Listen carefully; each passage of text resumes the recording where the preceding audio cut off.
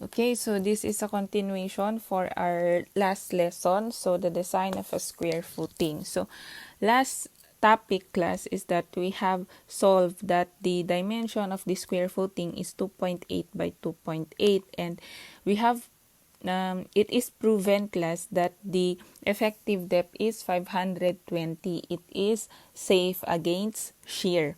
And the needed flexural reinforcement, we have computed that it is 1225 mm diameter RSB on both ways. So, the number of RSB class is determined because we have assumed the diameter of the RSB.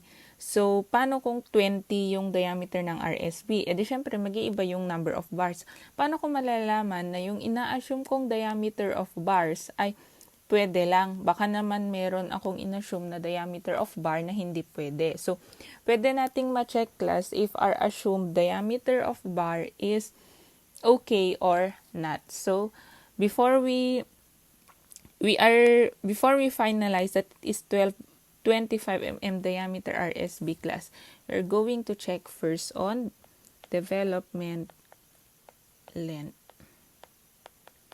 So, going to check on development length. So, in development length class, so ang gagawin natin dito is LD provided must be greater than LD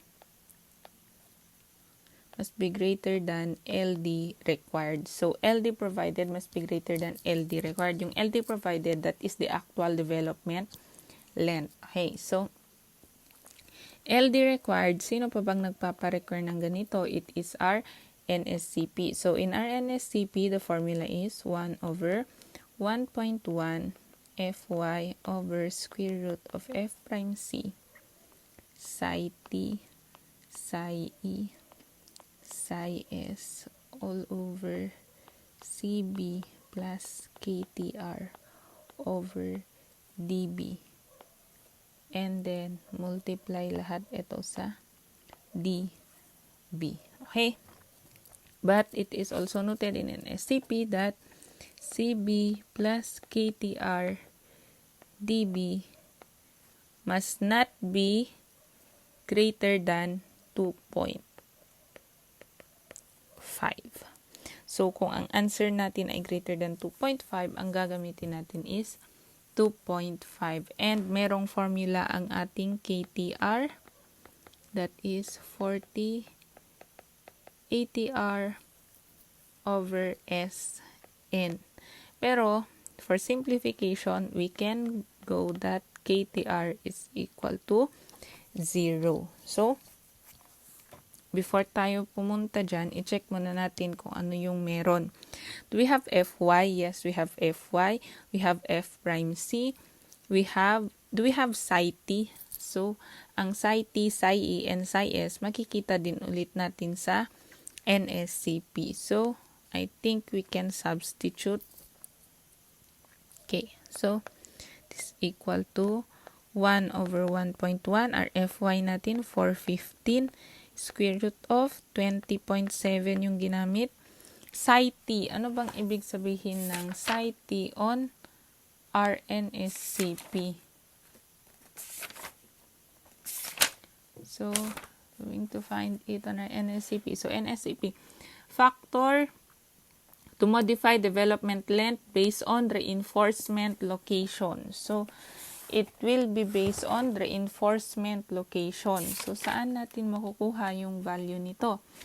So, sabi dito, where horizontal reinforcement is placed such that more than 300 mm of fresh concrete is cast below the development length or splice, we use psi T equal to 1.3. For other situations, psi T is equal to 1.0. Where horizontal reinforcement is placed such that more than 300 mm of fresh concrete is cast below the development length. So, if more than 300 mm daw ng fresh concrete ang cast below the development length, ano yung tinutukoy niyang development length? Dito yun. itong RSB natin na to. So, ito bang thickness na to, is this more than 300 mm? If this is more than 300 mm, we use psi t equals 1.3. Pag hindi, psi t is equal to 1. So, ano dito? Below niya is, ano lang to? It is 80. So, it is not. So, we are going to use psi t is equal to 1. Okay, so, for psi e naman, psi e is for epoxy-coated bars. So, since wala namang specification class if that is epoxy-coated wires or uncoated or zinc-coated, ang gagamitin natin is what? Other. Since walang specified, we use 1.0. And for psi s, ang sabi sa psi s, for 20 mm bars and smaller and deformed bars, psi s is equal to 0.8. For 25 mm and larger bars, psi s equals 1.0. So, ang inassume natin is 25 mm. So, psi s natin is 1.0 over CB plus KTR dB. So, di pa pala natin nakukuha ang CB. So, ano ang CB natin? CB is smaller of the distance from the center of a bar of wire to the nearest concrete surface. So, it is the concrete cover or 1/2 the center to center spacing of bar. So, the smaller. So, ang CB natin dyan is our concrete cover. Smaller of the two. So, smaller naman yung concrete cover kaysa yung sa 1/2 of the center to center spacing kasi malaki yung ating footing. So, CB natin is what? Solve natin itong CB na to. Saan ko to isa-solve? Okay, CB natin is 80 plus 0 over dB. dB natin is 25. So, 80 plus 0 over 25, it is equal to 3.2. So, dapat, mali pala itong ganito ko. It should not be greater than 2.5. So, greater than 2.5, gamitin natin 2.5. So, ang gagamitin natin dito ay 2.5 times dB, that is 25. Okay, so, LD required. So, co-compute natin, LD required 1 over 1.1 times 415 over square root of 20.7 times 1 by 1 by 1 over 2.5 by 25. Ano yan? It becomes LD required is equal to 829.22 mm. Question is, what is RLD provided? So, ang development length ay mula dun sa critical section ng ating moment hanggang kung saan nag-extend yung ating steel. So, saan yung critical section ng ating moment? Dito sa face of the column. Diba? Diyan tayo nag-moment. I mean, critical ng failure ng flexure. So, saan yun class? Dito sa ating yun sa ating face of the column. So, mula dito sa face of the column hanggang kung saan nag-end yung ating steel. So, paano natin kukunin yan? So, LD provided natin is equal to what? 2.8, 2,800 minus the size of the column. Divide it by 2 minus 80 yung concrete cover. Saan ko nakuha yan? 2,800 ito minus itong nasa gitna and then divide it by 2. So, ito na lang minus natin yung cover. So, ito na lang yung LD na provide natin. So, that is 2,800 minus 400 over 2 minus 80. Ano LD provided? LD provided is equal to 1520 mm, 1,520 mm. So, we are going to compare is 5,120 mm greater than, say, 850 mm. Etong LD required, pwede nating iganyan yan na 850 mm. So, ano siya? Pasok siya, diba? So, check. LD provided is greater than LD required. Ibig sabihin, yung napili natin na size of the bar class ay okay lang. DB is okay. Ibig sabihin nun, may time siyang mag-develop. Diba? So, okay lang yung ating in-assume. So, dapat, hindi pa tayo pakampante na yung na-assume natin ay tama na. Diba? So, yun. Okay yung ating in-assume na development na ating DB. So, pang ilang part na to? I think this is 1, 2, pang-apat ba ang flexure class? Okay, so, kung pang-apat ang flexure, nasa number 5 na ata tayo. Okay, so, number 5 naman ay, maliban dito, may kulang pa tayong drawing. Ang kulang nating drawing ay ang ating dowels. Okay, so how are we going to include dowels? Erase ko to. Okay, just going to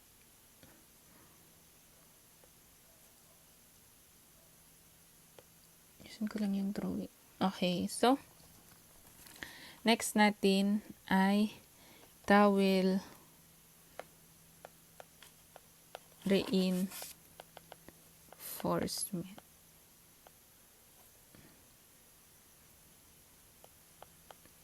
Our next is dowel reinforcement. So, load transfer from columns to footing. So, okay na tayo sa footing natin. Ang problema naman natin is yung ating dowel. So, all forces acting at the base of a column shall be transferred into the footing by bearing on concrete. So, bearing ang gagawin din natin. By bearing on concrete and by reinforcement, dowels, and mechanical connectors. Bearing strength on concrete shall not exceed, so the bearing strength of concrete class, ang bearing strength ng concrete ay sinusulat natin sa P. So the bearing strength of concrete shall not exceed, so this is PU, BU sa iba, PU sa iba, shall not exceed, meaning shall not exceed phi of 0.85 F prime C A1, except when the supporting surface is wider on all sides than the loaded areas. So, except if when the supporting surface is wider on all sides than the loaded areas, where sa bearing class, ang phi natin is 0.65.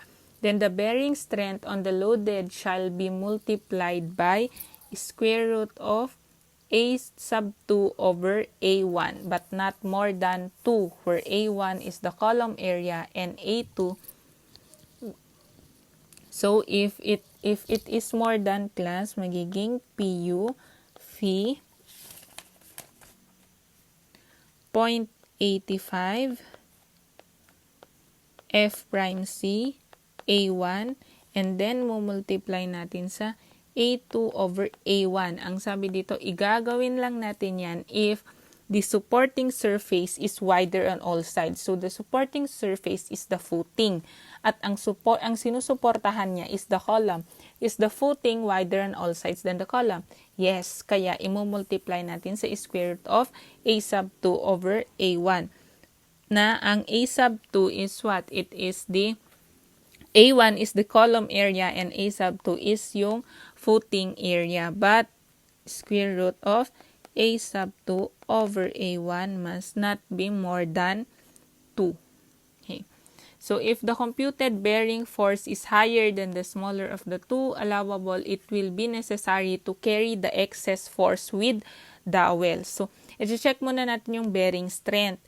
Kapag okay yung bearing strength ng ating concrete class, kahit hindi na tayo mag-provide ng dowels. pero kailangan nating mag-provide ng dowels pang minimum. Pero kapag naman yung bearing strength ng concrete natin ay kulang, ibig sabihin yan, maglalagay tayo ng dowels na ibig sabihin, i-design natin yung dowels na magke-carry siya ng part ng load. So, if the computed bearing force is higher than the smaller of the two allowable values, it will be necessary to carry the excess force with dowels or with column bars extended into the footing. But if the computed bearing force is less than the allowable value, no dowels are theoretically needed. So, no dowels are theoretically needed. So, hindi natin kailangan ng dowels. But, we are going to provide dowels pa rin plus in actual. But in design, theoretically, hindi siya kailangan. There must be a minimum area of dowels furnished equal to no less than 0.005 times the gross sectional area of the column. Meaning, the minimum dowel requirement plus minimum dowel required is 0.005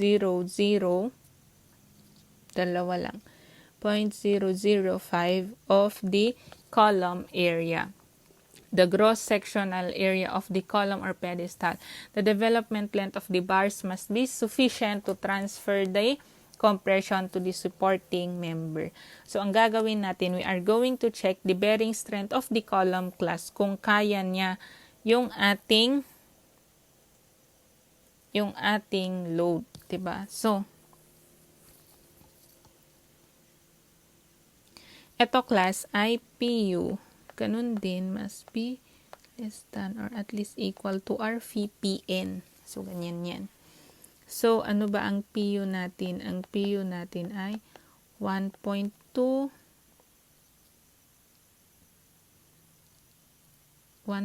ano yung dead load natin? 900 plus 1.6 700. What is that? 1.2 900 plus 1.6 700. That is PU is equal to 2,200 kilonewton. Okay? So, ang VPN naman natin ay ano? Ang phi ng bearing ay 0.65. Cite that on your NSCP. 0.85. Ano ang F'(C) ng column natin? Parehas na lang natin sa F'(C) ng ating footing. Diba? Parehas na lang sila. 415 MPa times A1. Ano yung area ng column? 400 square. Kaso, ano tong square root of A2 over A1? That is, ano yung footing? 28 squared over 400 squared. So, square root of 28 squared over 400 squared, edi 28 over 400. That is 7, which must be but not more than 2. So, 2 ang gagamitin natin dyan. Kasi nga, 7 yun and not more than 2. So, VPN natin, 0.65 by 0.85 by 415 by 400 square by 2.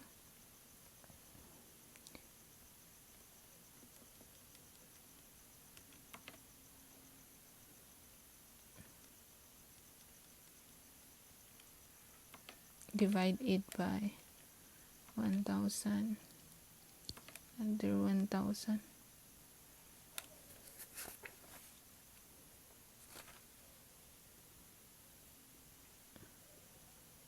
Mali pala ako, class. I'm sorry. Di pala 450 ng F'(C). That is bakal. Bearing strength of concrete ang tinutukoy natin. Kaya pala excess yun. So, ano yun?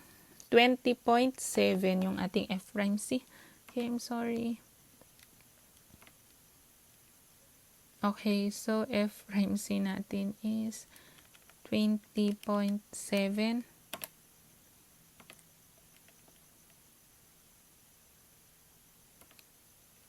So, ano siya?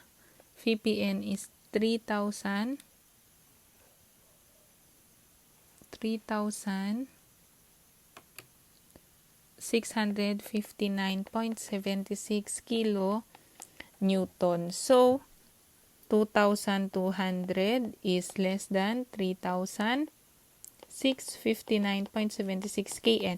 Ibig sabihin, the bearing strength of the concrete alone class can carry our load. So, ang conclusion natin dito ay minimum number of dowels is required. Okay? So, ang ating AS class sa dowels natin, ASD na lang ang term natin sa ating dowels, that is 0.005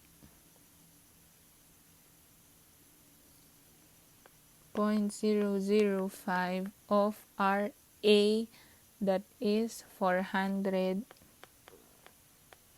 squared. So, 0.005 times 400 squared, 800 mm squared. Okay. So, since 800 mm squared siya, ilang number of bars? So, if ASD is 800 mm squared, divide. Okay, so, ang N natin ay 800 over number of bars. Anong gagamitin natin? Sabihin na lang natin, we'll use 20 para di naman siya needed, wag na natin gawing 25, diba? Pi over 4 times 20 squared. So, ilan siya? 2.54. So, hindi pwede class. Ang minimum ay 4. So, provide for 20 mm diameter RSB for dowels. So, minimum natin ang 4 na bilang. So, development length naman